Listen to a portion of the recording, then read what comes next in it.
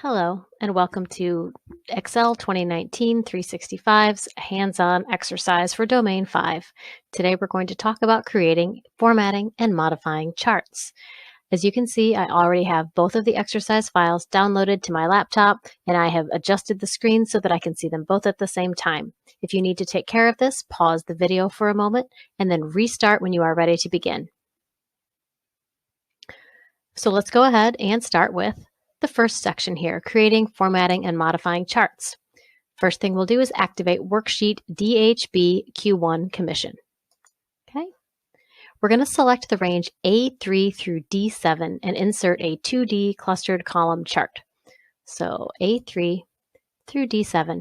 Notice I'm leaving the totals off. I don't necessarily care about the totals. I want to compare my salespeople month over month. So I'll go to the Insert tab and I'll go to the charts and I'm looking for a clustered column, which is right here. I'm going to grab the 2D clustered column and insert it into my screen right here.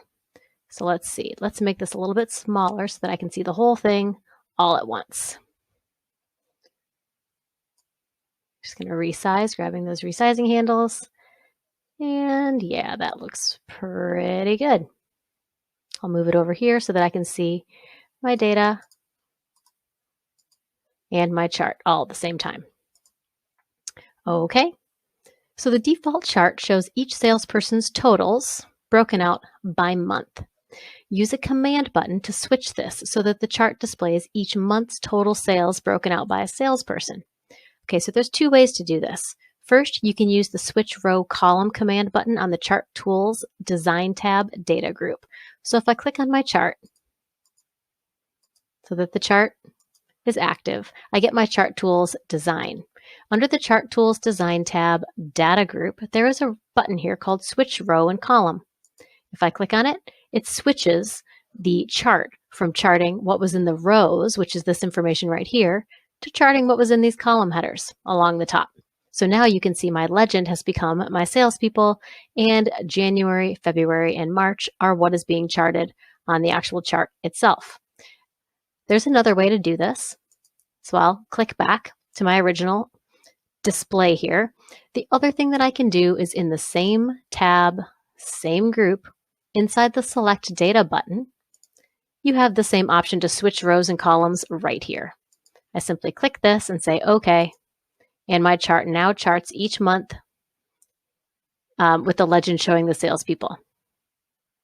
So that was both methods of swapping the rows and the columns, how the chart is displayed. The question really is, do you want to compare the salesperson, the salespeople to each other, or do you want to compare the months to each other? It's a question of which story you want to tell there. Okay, so now let's place this chart in a separate sheet named Chart DHB Q1. So same tab, Chart Tools Design, two groups over, the Move Chart Location button.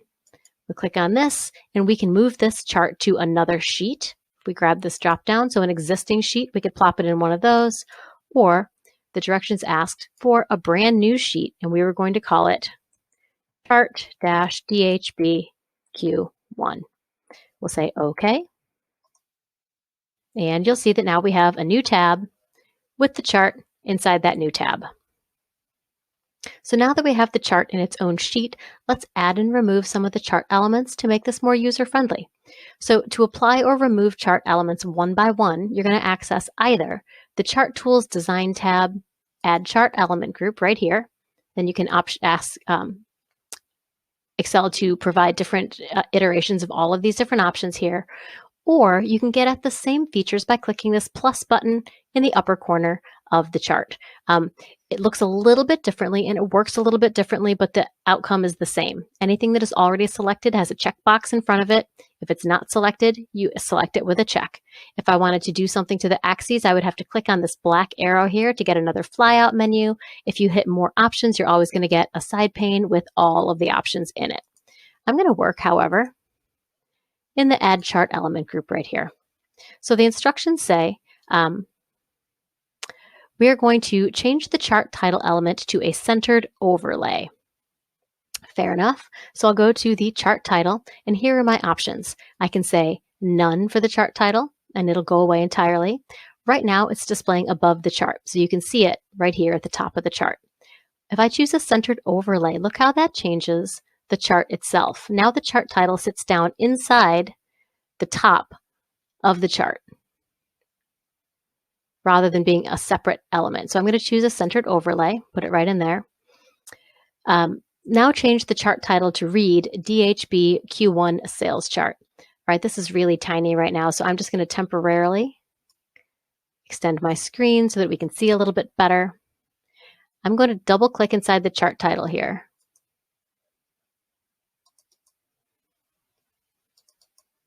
Select everything. I'm just going to delete out what's in there.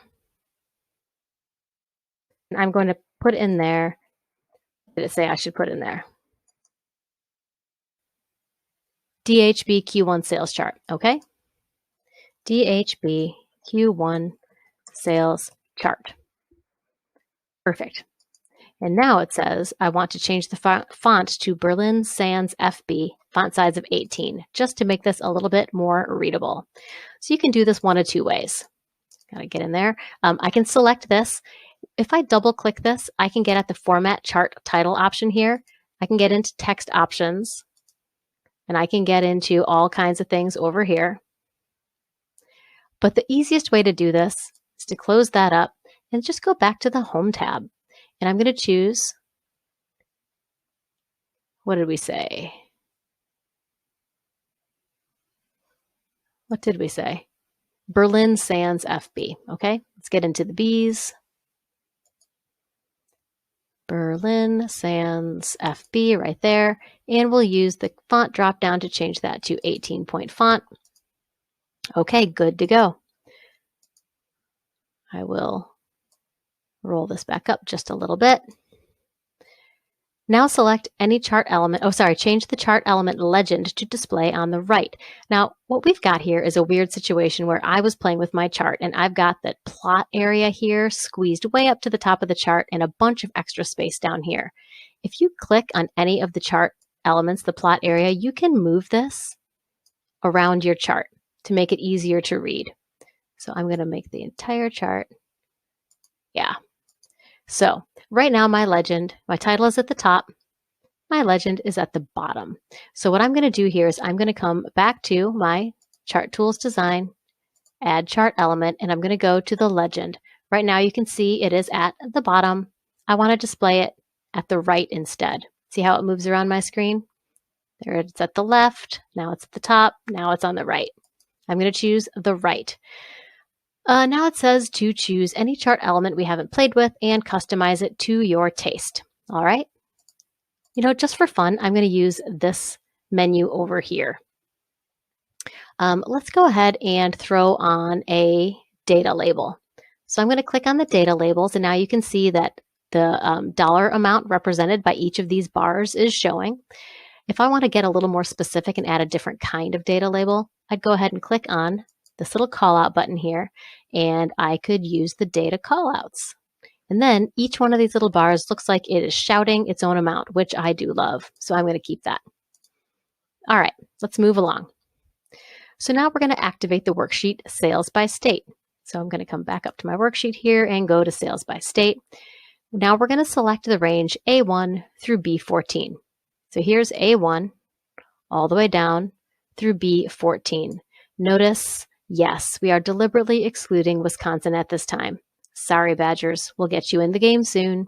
We're going to insert a 2D pie chart using this range. So again, we will go to the Insert button. You can use recommended charts if you like, or you can go right to the pie chart. Here's a 2D pie chart. I'm just going to grab this one. It's the first one in the game. Nice and easy. All right, notice that the chart title is a combination of the column Total Sales header, this total sales here, and Dreamhouse Builders Sales by State. If that bugs you, which it kind of bugs me, I'm going to fix it. You can just double click inside here and you can type inside this text box. So this is Dreamhouse Builders Sales by State. Perfect. All right. So let's apply chart style 9. So in order to apply chart styles, you have to have your chart activated. So you have to have these chart tools tabs available to you. So Chart Tools Design, the Chart Styles group is right here. You have a gallery of different prefab styles that you can apply to your chart in terms of colors and elements and fills and all kinds of things. So the instructions say that we need to apply Chart Style 9. So I'm going to open this gallery and I'm going to find Chart Style 9. These are helpfully labeled with screen tips. So if I just hover over a chart, it's going to tell me what style it is, and my chart in my worksheet is going to preview what that style would look like for me. So there's style 1, there's style 2. I'm going to scroll down just a little so you can see more of my screen. Style 3, 4, 5, so 6, 7, 8, 9. This is the one we're after, Chart Style 9. Okay, so I applied it. That's great. So now we can tell a lot more easily which slice of the pie belongs to which state, because now we've got, instead of a legend down at the bottom, we've got all of these names right by their corresponding piece of the pie. However, not quite there yet. So let's go look at the quick layout options available a little farther down in the same design tab. The quick layout tab is right next to that add chart element button. And what it does is it says, I've got several different combinations of elements that people like to use together in this kind of chart. Would you like to try one of them? So if you just mouse over the quick layouts, your chart will preview for you what they look like. And if you read the screen tip, it'll tell you what all is involved in each of those layouts. I'm going to choose quick layout number 1. So this applies data labels that include the name of the state and the percentage represented by that slice of the pie, but they're not really arranged very well. So let's take care of that. In order to do that, I'm going to, again, expand my window just a little bit to give myself a little bit more room to work. So here's the thing. If I click on any one element of the chart, like Kansas here, all of the data labels select. That first click gets me everything. So you can see that some of the data labels are sitting inside the pieces of the pie if there's room for them, but most of them are callouts like this. So I think the first thing I'm going to do is I'm going to take my title here and I'm going to drag it down to the bottom of the chart. I feel like it's going to fit better down here. I've got more room for it. And now I've got all these callouts up here. So I'm going to, again, select Kansas. And then I'm going to click on Kansas again. And now I have only Kansas. So as soon as my mouse turns into this four-headed arrow, I can click and drag Kansas anywhere I want. I can do the same for Iowa, and I can just kind of spread these out and get things into a place where I can see better what's going on. Giving myself a little bit more room, giving Ohio some room to breathe there. And then I'm going to click on the pieces of the pie that are inside their own slice there. Click one more time to get just this one, and I'm going to drag it out. And there's Missouri. Let's see what's inside the green slice of the pie. Hey, there's Minnesota. And what's this blue slice of the pie? Hey, it's Michigan. All right, so now I think we have everything out of the slices of the pie. Perfect. Now we've moved everything around. We can read everything. This chart is a lot easier to comprehend. So let's go ahead and see what the instructions have for us next. So that was number 11. Click and drag the data labels so you can see them all easily. I give you a little tutorial on, remember, that first click gets you the entire series. The second click lets you select just one. Okay, so now that we have the chart formatted the way we like it, let's get Wisconsin in the game. I promised you that you could do this. So you can add data to a chart or remove data from an existing chart in two ways. We're going to use them both. So the first time, we're going to go up to the Chart Tools Design tab, and we're going to use that Select Data command button, sorry. And this dialog box pops up. Last time we saw this, we used it to switch the rows and the columns. In this case, the chart data range is right here. It says I'm charting sales by state from cell A1 through B14. Notice 15 is out in the cold here. If I want to add it, all I need to do is click once in this field to get rid of all the highlighting. I can backspace out that 4 and change it to a 5 to say actually go through B15. I can say OK.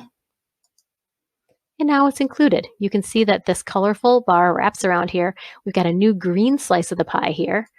Check it out. There's Wisconsin. Let's drag it out of the mix and see what it has to say.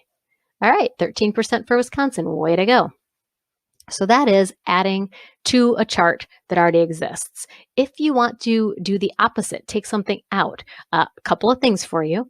First, if you go to the Select Data button where we just were, you have the option to just not show the state that you don't want to show while keeping it inside the graph, right? So if I wanted to exclude Wisconsin again, I can come over here and uncheck Wisconsin and say, okay.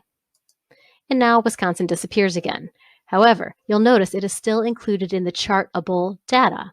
So let's suppose that I went back to selecting the data and I went back down here and I included Wisconsin again. Pretend we just never even did that.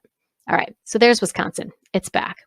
The other way that you can take data out, but take it out permanently. So that little checkbox was sometimes I want it in, sometimes I want it out. If I just want to get rid of Wisconsin and South Dakota, let's say entirely, as long as my chart is selected, the data that I am charting is over here inside these colorful bands, I can use my resizing handle on the bottom right corner here to click and drag the bottom border above Wisconsin and South Dakota. When I let go, my chart is going to update itself, and South Dakota and Wisconsin are no longer in this chart, and they're no longer available in this select data option over here.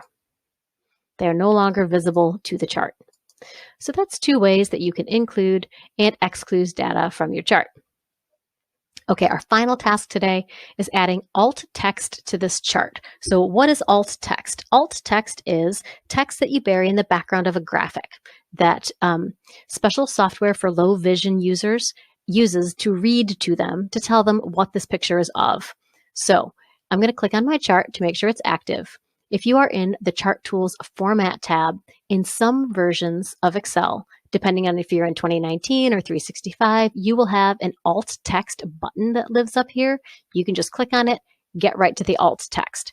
In my case, I don't have access to that button, so I'm just going to right click on the chart itself. And I'm going to come down to the Edit Alt Text option right here.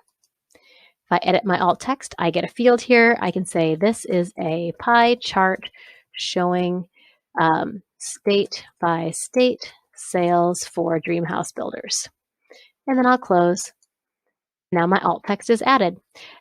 The test does really like people to use the ribbon when ribbon options are available. So I would say if you do have the alt text button available in your format tab, by all means use it.